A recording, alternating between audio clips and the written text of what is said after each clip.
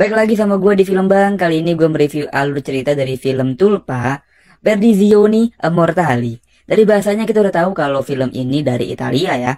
Rilis tahun 2012 menceritakan tentang sebuah klub rahasia yang dijadikan pelampiasan dari hasrat para orang-orang kaya. Mereka berkumpul melakukan apapun yang mereka mau. Namun, namanya manusia tidak akan pernah puas. Stringi più forte. Kisah kali ini dimulai di sebuah motel. Di tengah malam yang dingin, seorang perempuan muda sedang mencari rejeki bersama seorang om-om. Di dalam kamar, perempuan ini diikat sedemikian rupa menggunakan simpul. Lalu mulutnya ditutup supaya nggak berisik. Sebelum dinikmati, om-om ini berkaca dan menggunakan sedikit narkoboy supaya lebih enak nih katanya. Tanpa ia sadari ada sesosok makhluk yang datang di tengah-tengah pesta mereka. Sosok ini pun langsung menghabisi om-om ini seakan-akan ini memang pekerjaannya cuy. Lalu wanita ini gimana?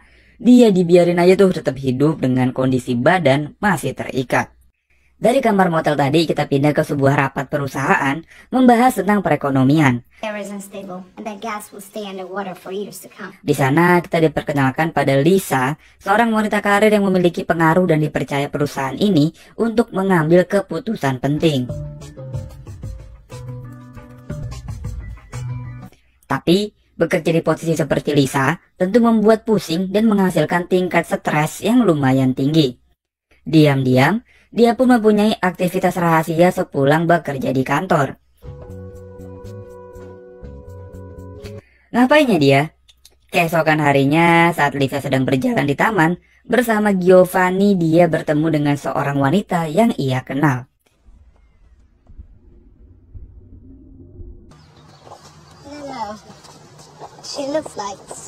Nah, di malam harinya wanita ini sedang berjalan sendirian di sebuah terowongan.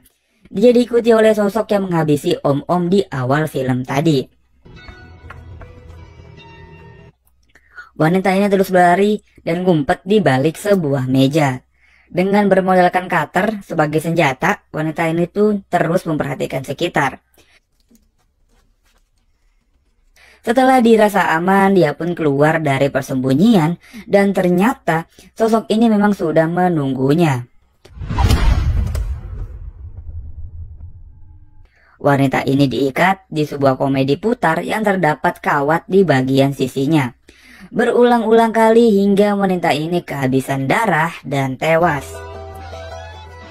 Kita kembali ke Lisa. Selain memang dipercaya, sepertinya dia juga punya sesuatu nih sama bos di kantornya.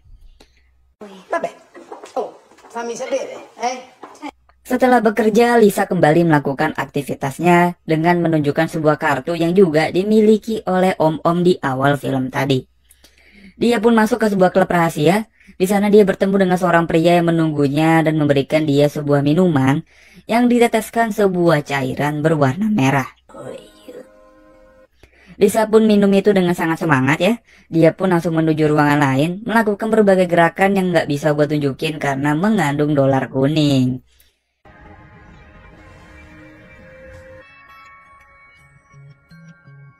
Setelah puas bermain, dia pun pulang. Salah satu pria yang bertemu di tempat tadi menghampirinya dan mengajak kenalan. Namun si Lisa langsung pergi meninggalkan pria ini. Hi, I'm Stefan. That's very nice. Good night.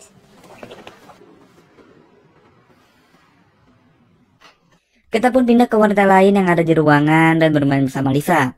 Saat dia lagi di rumah sendirian, tiba-tiba sosok misterius ini pun datang menghampirinya dan menyerangnya dengan sangat di luar akal. Dia disiram dengan air keras dan dia menonton wanita ini mati perlahan sambil merokok. Oke, sekarang gue paham nih. Jadi, sosok misterius ini membantai dan menghabisi semua orang yang mempunyai kartu hitam ini. Kartu untuk masuk ke ruangan rahasianya Lisa. Om-om tadi yang di awal film, terus wanita yang di komedi putar, dan sekarang wanita yang melepuh ini. Semuanya punya kartu hitam cuy, termasuk Lisa juga. Nah, semua itu diincar sama sosok misterius ini. Ketiga pembunuhan misterius ini langsung deh itu masuk ke koran dan membuat Lisa sangat tertekan. Ada salah satu teman di kantornya Lisa yang gak suka dengan dirinya. Dia pun mengikuti Lisa ke tempat bermainnya. Dia foto, lalu dilaporkan ke teman yang lain.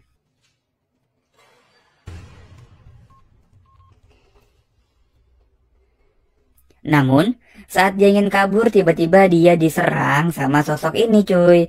Dia dibikin pingsan, lalu urat nadinya dikelet sampai darahnya mengalir keluar dan mati perlahan.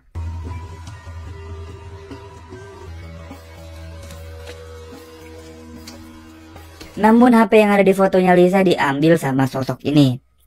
Hari-hari selanjutnya, si Stefanus datang mencegat Lisa dan memberitahu dirinya kalau dia sedang dalam bahaya. Namun Lisa tidak mempedulikan apa yang Stefanus bilang. I'm in danger. What the hell does it mean? Sampai bosnya memberi kabar kalau teman kerjanya meninggal dengan keadaan yang tragis. Modo violento. Chi era quello? Nah, ternyata fotonya Lisa yang semalam itu sempat dikirim ke teman di kantornya. Dia merasa bahwa Lisa bisa jadi ada kaitannya nih dengan kematian temannya semalam. Kematian temannya ini semakin membuat Lisa tertekan, bahkan sampai terbawa mimpi. Nah, satu-satunya yang bisa menjadi tempat cerita ya si Stefanus ini. Dia mengajak Lisa untuk lapor ke polisi, namun Lisa menolaknya. Lisa justru milih untuk minta perlindungan pada Giovanna, sahabatnya dia. Lisa pun menginap di rumahnya Giovanna. Namun di saat malam tiba, sesuatu pun membangunkan Lisa. Pas dia cek di kamarnya, Giovanna sudah menghilang. Dia pun mencari ke sana kemari hingga ke bagian bawah tanah, cuy. Namun, bukannya Giovanna yang ia temukan, melainkan si Stefanus yang udah terpasung dengan penuh luka. Di saat ia sedang bersedih, muncullah sosok misterius ini yang ternyata dia adalah Giovanna, cuy.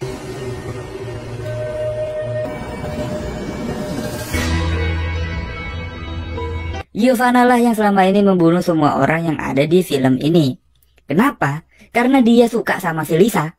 Giovanna merasa cemburu, makanya dia habisin tuh orang-orang yang dekat sama Lisa.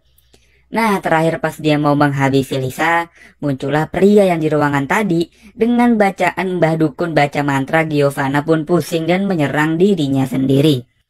Giovanna pun mati tragis seketika. Singkat cerita, ambulan datang dan mengevakuasi Lisa ke rumah sakit.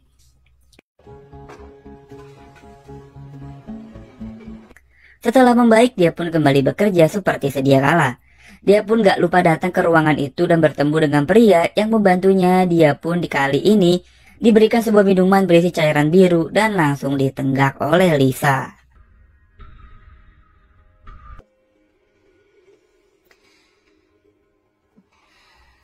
Film pun selesai.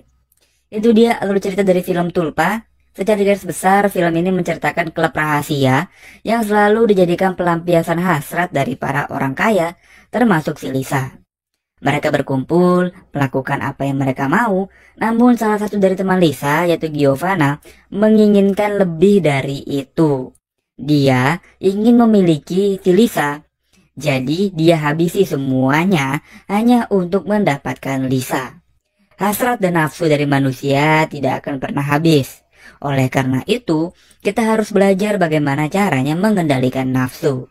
Jangan kebalik ya cuy, kita yang dikendalikan oleh nafsu.